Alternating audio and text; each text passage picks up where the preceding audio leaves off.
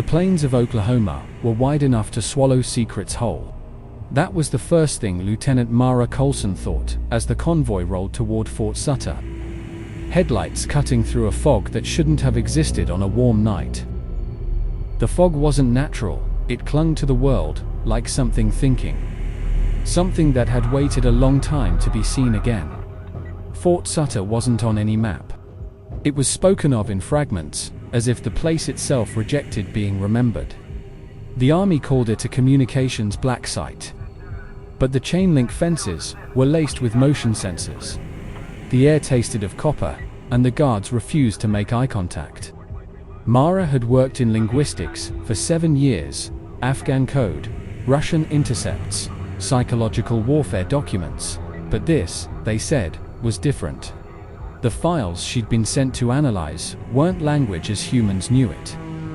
When she arrived, she met Sergeant Daniel Harker, the kind of man who'd forgotten how to sleep.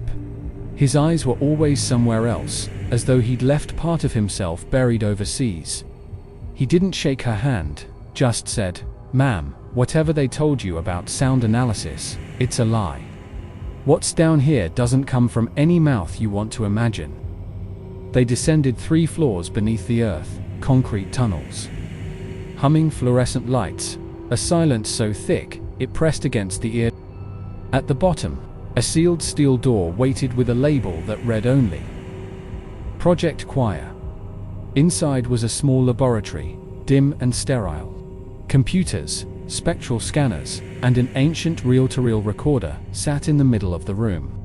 A faint hiss escaped its speakers, the kind of noise between radio stations. Dr. Emil Kraus stood beside it, thin, pale, eyes glowing with too much fascination to be healthy. "You'll hear something tonight, Lieutenant," he said softly. Not just a sound, a conversation older than language. Mara frowned. A recording of what, exactly? Kraus smiled without warmth. The Earth. Or something inside it. He explained that the army had drilled near Black Ridge, Oklahoma, during an energy exploration project. They struck something, not a cavern, not rock, but a layer that moved.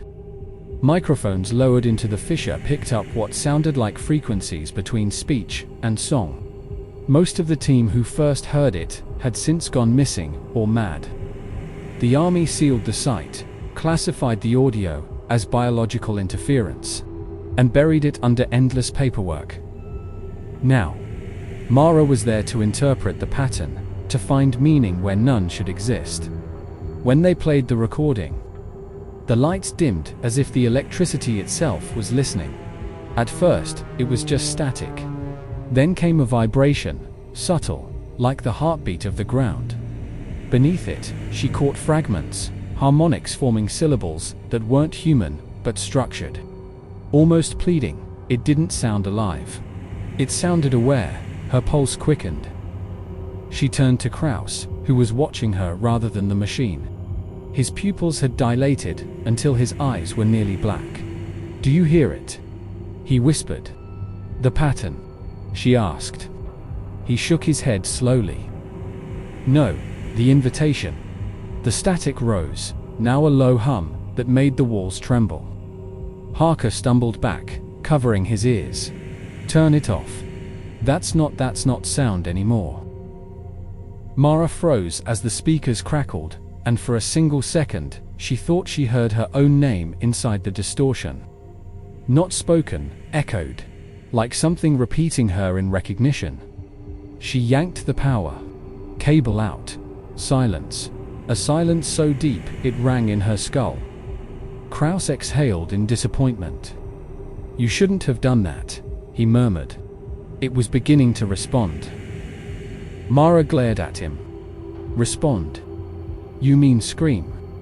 But Kraus only smiled again, distant and reverent.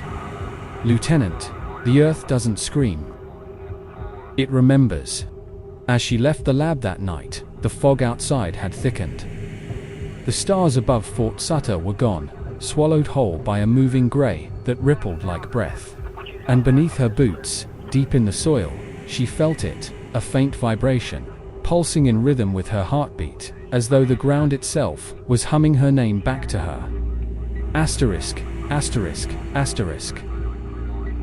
3 nights after the first playback, Fort Sutter changed. The soldiers walked slower, their eyes fixed on nothing. The air buzzed faintly, like a storm waiting to happen. No one spoke above a whisper anymore. Even the security dogs refused to go near the site. They howled through the night, as if something beneath the concrete called their names in a pitch humans couldn't hear. Lieutenant Mara Coulson couldn't sleep. Every time she shut her eyes, she saw shapes moving under the soil. Colossal outlines shifting like living bones. The hum she'd heard on the recording had followed her into dreams, and now it pulsed in her veins like a second heartbeat. By dawn, Dr. Kraus summoned her to the lab. His voice over the intercom had the edge of fever. "It's begun again," he said. "The frequencies are back, and they've changed." Inside, the reel-to-reel recorder spun on its own, though no one had touched it. The computers recorded new data. Waveforms forming strange geometric spirals on the screens. Kraus stood near them, trembling with ecstasy. "They're answering," he whispered. "Every time we play their song, they send one back." Mara frowned. "Who are they, exactly?" He looked at her with those bright, devout eyes. "The architects beneath us. The first composers. They live in the hollow veins of this land, not stone, but tissue. Not echo, but memory." Before she could respond, Sergeant Harker entered the room, face drawn, holding a sealed folder marked Top Secret Black Ridge Incident. He dropped it on the table. "You both need to see this before you talk about architects." Inside were black and white photos, grainy. Excavation pits in Oklahoma. Bodies half sunk in mud, frozen in poses of agony, mouths open in silent screams. One image showed something impossible. A soldier's arm grown into the soil, his skin merging with its veins, fanning out like roots. Harker's voice was low, shaking. "This is what happened when they drilled too deep. 2018, they called it seismic instability. I called it the ground, taking back its own." Kraus flipped through the images, almost lovingly. "You misunderstand, Sergeant. These men weren't taken. They were chosen." Mara felt her stomach twist. "You're insane if you think that's communion." Kraus smiled faintly. "Insane, Lieutenant, you felt it too. That night, when the sound spoke your name." She opened her mouth to deny it, but couldn't, because he was right. Something in the recording had recognized her, that night. The 3 of them descended into the storage vault, where the original Black Ridge drilling equipment was kept. The smell of oil and damp earth filled the tunnels. The old microphones and cables were still caked in red soil. Harker insisted they destroy them, but Kraus refused. "These instruments are sacred now," he murmured. "They are ears of the earth." Mara stood over the equipment, reading the faded serial numbers. Each device was tagged with the name of a lost soldier. She touched one cable and felt warmth, like skin temperature. Suddenly, the power flickered. The low hum filled the air again, this time vibrating through the floor, through their bones. From the speakers, a new sound emerged. No longer random frequencies, but overlapping voices, thousands layered together. Some screamed, others chanted, and beneath them all, a deep tone like the growl of the world's core. Then a word. A single, human word. Home. Harker froze. Jesus Christ. The ground shook. Dust fell from the ceiling. Kraus fell to his knees, eyes wide with joy. "They've awakened. They remember us." The lights burst. In total darkness, Mara heard the soil beneath the concrete breathing. Slow, wet, rhythmic. The sound of something enormous, stirring far below. When emergency lights flickered back, Kraus was still kneeling, but something had changed. His skin glistened with a thin layer of moisture, like dew, and his veins had darkened to the color of the earth. Mara stepped back, whispering, "What's happening to you?" He looked up at her, voice trembling but full of reverence. "They're reaching for us, Lieutenant. Through me. Through all of us." And outside Fort Sutter, across the plains, the earth itself began to hum, a deep, resonant vibration that rolled beneath towns, farms, and rivers. People across Oklahoma woke in the night, terrified, clutching their beds as the ground whispered through their foundations. Not an earthquake. Not thunder, a chorus. The choir had begun to sing. Asterisk, asterisk, asterisk. By morning, the hum had spread like fever. Instruments in Fort Sutter registered tremors that were not tectonic but rhythmic, a pulse that kept time with a human heartbeat. Every 10 minutes, the earth seemed to breathe in, hold, and release. Windows sweated. The air reeked faintly of iron and rain. Lieutenant Mara Coulson stood in the mess hall staring at her untouched coffee. The liquid quivered, tiny ripples forming circles that widened, stopped, then began again. Across the room, soldiers muttered prayers they didn't believe in. Somewhere above ground, a siren wailed once, and died mid-note, as if choked by the air itself. Kraus appeared at her side, wearing a lab coat streaked with dirt. His fingernails were black. "They're calling from beneath the silo," he said, almost cheerful. "The choir's heart is there. We must go down." Sergeant Harker slammed his tray onto the table. "No one's going down there, Doc. You've heard those recordings. That's not a message. That's bait." But orders came from higher up before noon, hastily written, unsigned, delivered by a drone. "Investigate source of subsurface resonance beneath Black Ridge silo. Retrieve biological samples if present." The brass still believed it was geology, because belief was safer that way. They set out in an armored carrier, dust clouds following them across the dead grass. Halfway there, the radios died, replaced by faint singing that no one admitted to hearing. When they reached the abandoned silo complex, the gates hung twisted and the watchtowers leaned inward as if drawn by gravity toward a single, invisible point. The air smelled wrong. Sweet, like spoiled fruit. Inside the main shaft, the concrete was cracked open, revealing layers of pulsing red clay. It moved slowly, subtly, but it moved.